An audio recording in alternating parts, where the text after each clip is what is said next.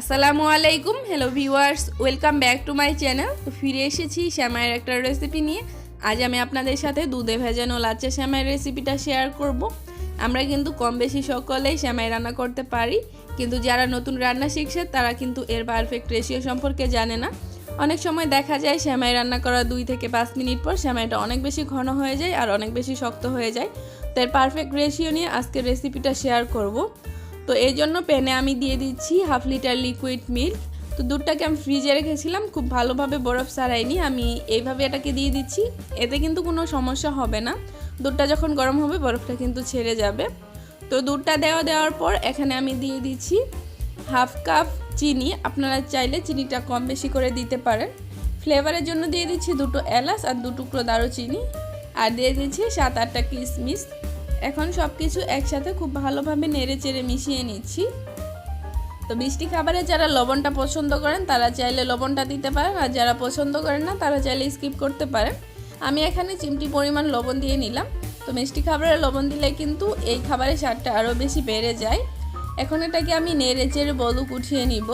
এখানে খুব বেশি জাল করার প্রয়োজন নেই, যখন দেখবেন বলক চলে এসেছে সেই পর্যায়ে হচ্ছে মাত্র 2 মিনিটের মতো জাল করে নেবেন। তো এই পর্যায়ে কিন্তু নাড়া বন্ধ করা যাবে না, সেই ক্ষেত্রে কিন্তু ওপরে একটা বড় সর পড়ে যাবে। তো এটাকে আমি অনবরত নেড়ে চেড়ে 2 মিনিটের মতো জাল করে নিয়েছি। এখন এটাকে আমি চুলা থেকে নামিয়ে নিচ্ছি।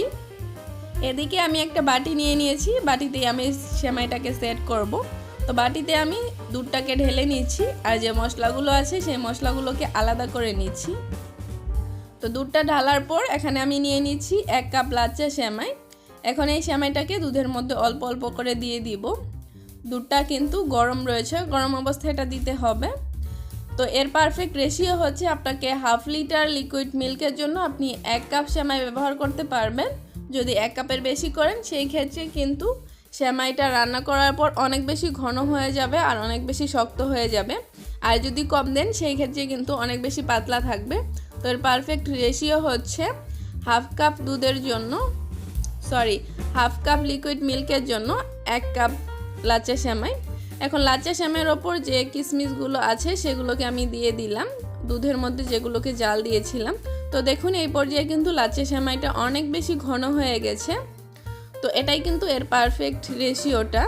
তো আমি কিশমিশ দিয়ে সাজিয়ে নিয়েছি, আর এখানে কিছু কাঠবাদাম আমি বিভিন্ন কালার দিয়ে কালারফুল করে নিয়েছি ডেকোরেশনের জন্য।